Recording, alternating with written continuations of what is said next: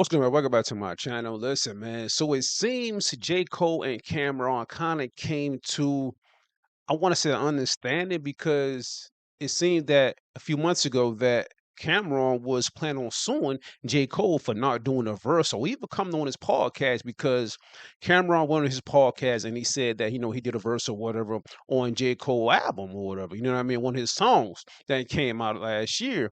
And it seemed J. Cole didn't want to return the favor, you know what I'm saying, to come on one of Cameron songs or just come on Cameron podcast. So next thing you know, Cameron put it out there that he was planning on suing J. Cole, and it was in the news and everything. So now it seems yesterday that J. Cole and Cameron now coming to an understanding that, you know what, man, let's talk about it. So it seems J. Cole came on Cameron podcast that the interview going to really be aired Tuesday, but Cameron played a preview of that conversation, man. Let's talk about it.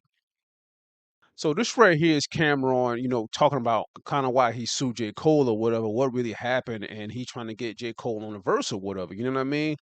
J. Cole are cool or was cool. This is exactly what happened. Being a man is keeping your word. And I know everybody's busy and everybody has things to do. But if I give you my word 4 or 5 times, I got to do it. So on his first project he did, I did an intro for him. I did the record for him for his intro. I told him I may need a verse whenever I get a project done. He said, cool. He had another project. I did a record in 20 minutes. I knocked that shit out and went off about my business. I need a verse. I'm exaggerating, but he's like the shock rain right now. And, the moon got aligned with the stars. And, when I write, I put my all into it. Okay, let's put your all into it then. You know what I'm saying? Give me that verse. You called me twice to do something, and I did it. One day you have 48 hours to do it. Then I knocked the other thing out as soon as I came to New York, because you ain't want to send me a record, you want to be in the studio with me. I knocked it out. Cool, you don't give me the record. Then I say, you know what, forget the record. Let's do an interview. Bet I got you. I got a project coming out in June. Let's do it around there. Cool, June is coming. Oh, we pushed the album back. I don't want to just do an interview. All right, cool. Now we're going to do it in October. All right, I'll call you back in October. Yo, what's up? Oh man, killer, you say I tell you October, you call October, huh, nigga? Yeah, nigga. Yeah. So now this is when all the beef is going on with Kendrick Lamar. I can't do it now because I don't feel like talking about that right now. I said, look, I'll do the interview, I won't even bring that up. He says, nah, I can't do no interview and not talk about it. All right, well, when can I get the interview? Yo, February, definite. February, I'm dead ass on February. February come. Yo, what's up? Oh, shit. Yo, I'm still working, man. Fuck you! Fuck you! Me and Jay. So that was basically right there, kind of how it kind of started or whatever, that Cameron ended up suing J. Cole because J. Cole seemed to give Cameron the runaround. You know what I'm saying? You going to do the verse or not? You know what I mean? I'm continuing to ask you. I'm not trying to beg you or whatever, but I'm asking you just for a verse. So just come on my podcast and I just talk. You know what I'm saying? We won't even have to talk about the Kendrick Lamar beef that y'all kind of had going on. You know what I'm saying? None of that. So it seemed Cameron put out a preview of him and J. Cole talking. It is wild. So this right here is a snippet of how it kind of started off. My girl can't be a stylist neither. When she's fixing somebody's collar, I don't know what may happen next time she.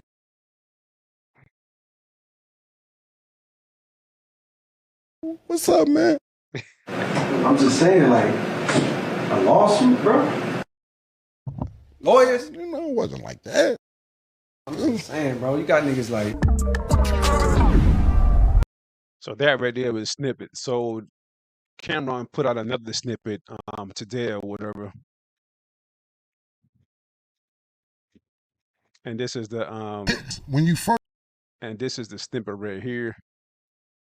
And it says J. Cole and Cameron speak on their lawsuit.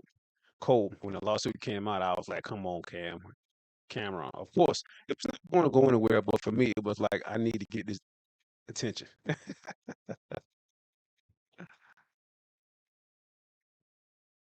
Just get the elephant out the room. So, when you first seen the lawsuit, what was your emotion when you seen Yo, I was like hurt, almost disappointed, like, because I got so much respect for you, you know what I mean? Likewise. And I look at you like I know you are as a stand-up person. When the lawsuit come out, I'm like, come on, Cam. Right. And only because it was like, in my mind, I'm like, bro, Right. you really could have hit me. Like, although it was taking a long time, I don't give a fuck if you would have called me and been like, yo, nigga, what the like you could have screamed on me, we could have argued, boom, Right. boom. I would have preferred that than the other way, because I was just like, damn, Cam, like it never got to that point where you couldn't like holler at me or whatever. Right. So my first thing was disappointment. And my first thought was like, Listen, I'm a big J. Cole fan. You know what I'm saying? Out of the top three, J. Cole, Kendrick Lamar, and Drake, J. Cole, to me, is the best lyricist. I think he's the best rapper out of all three of them. That's no lie.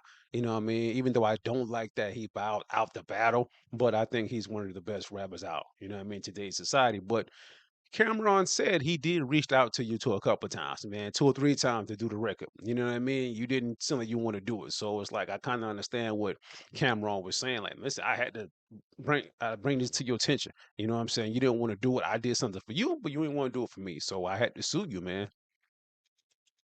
fuck it then. Like Right. this nigga ain't even know I was still gonna come to his show. Right. Like, my first gut reaction, like, damn, and it's like misinformation, the lawsuit itself, and you know, the internet running with it. People hit me like, yo, what's going on with the Cam shit? Boom, boom. So like my ego reaction is like, all right. Quietly, I'm like, man, fuck this nigga, boom, boom. Right. But quickly, I'm like, but nah, like, I get it though. Let me put myself in his shoes. Like, yo, the nigga feel like he was getting a runaround.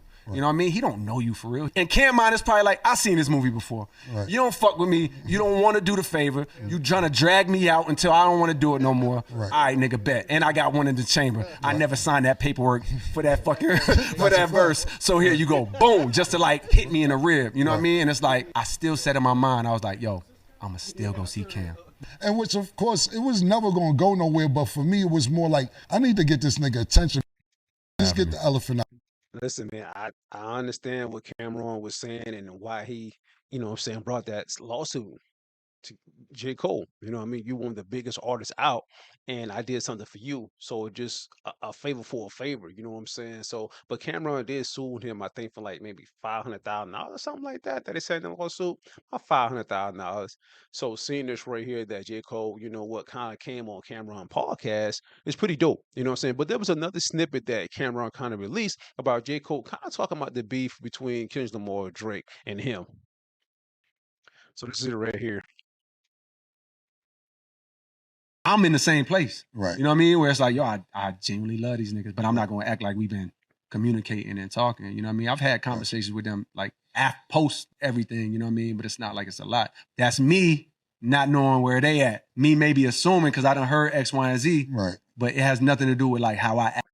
So that right there kind of says that J. Cole did talk to Kendrick Lamar and Drake kind of after the beef or whatever, why it was going on, but after everything. So that's pretty dope right there, because a lot of people didn't know that they communicated. You know what I'm saying? Actually feel. I genuinely love these niggas. Like, I be wanting to shoot Right. off a text. You know what I mean? Like, I ain't gonna lie, but even saying that on the mic is kind of lame to me, but it is my truth. Do you think that the Drake and Kendrick thing got totally out of hand? Do you think it spiraled out of control? The world, right away, the world became like politics. You're Right. either Democrat or Republican. Right. You're either Kendrick or you Drake. And you got to pick a side, boom, Right. boom. And I felt like the nigga that was like disgusted both ways damn near. You know what I mean? So when Right. you say, did it get out of hand? It's like, creatively, that's not my place to say. Right. But I think the out of hand that I think is like, to me, is like disgusting how people try to use that opportunity, either show how they really felt about Drake the whole time, Right. or just like pile on That's a and, fact. and Right. tear this dude down and like Right. create a narrative as if he's not great. It was a whole campaign and probably still is to this day. Right. So on one hand, it's like, yo, I feel weird and they're gonna make headlines out of this. Just like when I see Kendrick get the moment he had, the pop out, the stadium, the Super Bowl, The Grammys. the Grammys. I'm like, I'm just as proud of this nigga as I was when I knew him back then. But I also hate that for Drake. And I hate how the world turns on him. And simultaneously, I'm over here like, man, I hope Iceman go crazy. I'm in the same. So that right there is kind of what's going to be on the interview when it comes out tomorrow. Now, J. Cole did I mean, he explained it. Was his opinion? You know what I'm saying? How he felt in the whole situation. But J. Cole got to understand that it was a rap battle. You know what I'm saying? It was a rap battle between two great artists. You know what I'm saying? Postman, all three of y'all, but you dropped out. You know what I mean? Just like the battle between Drake and Meek Mill. You know what I'm saying? Nobody really kind of came to Meek Mill's defense when Drake was going at him. You know what I'm saying? Drake made back-to-back songs about this guy. You know what I'm saying? It wasn't as crazy as the battle between Kendrick Lamar and Drake, but it was still a rap battle. You know what I'm saying? There's always a rap battle going on. Nas and Jay Z, Tupac and Biggie and stuff like that. You know what I'm saying? But you know, Tupac and Biggie lost their life. You know what I'm saying? Rest in peace to them. But I'm just saying it's a rap battle. You know what I'm saying? In a rap battle that I learned is that each other, they gonna say crazy stuff. Is it true? 9 out of 10, a lot of that stuff ain't even true, but is trying to get the audience attention on what they might say. You know what I'm saying? A hook line or something like that. And just not like and the song Not Like Us was like one of the biggest records of the time of last year. It was one of the biggest songs ever. And Kendrick Lamar went on to do Super Bowl, another Super Bowl, a lot of Grammys and stuff like that, and more stuff to come. You know what I mean? And it's like I don't want to say a lot of people like try to downplay Drake, you know what I'm saying? Because Drake is one of the greatest artists out. You know, really do like his music as well. Not like all three of their music, you know what I mean? But like I say, J. Cole is one of my favorite artists, but I'm just saying, but nobody like didn't thought like Drake can't rap or he's not a dope artist or like that. No, not at all. He just Kendrick Lamar is better as lyrical. You know what I'm saying? It's better than him. And a lot of people was like, okay, I'm a Drake fan and I'm a Kendrick fan. Who's gonna win this? You know what I mean? And they come to find out that Kendrick Lamar wins, so a lot of his fans kind of piling on the Drake fans. You know what I mean? But him saying it's like a politic thing with Republican versus the Democrat, I'm like, how could you even say something like that right there? This is rap. Like this is rap. You know what I'm saying? This is rap, man. So that right there kind of lost me right there. So I can't wait till that interview comes out, man. I'm gonna really listen to it and stuff like that. I might react to more, but until then, man, that's all I got. Y'all tell me what y'all think about this in part of his interview already that J. Cole did on the camera on podcast and what J. Cole really said. Let me know your thoughts about that, man. Don't forget to like and subscribe.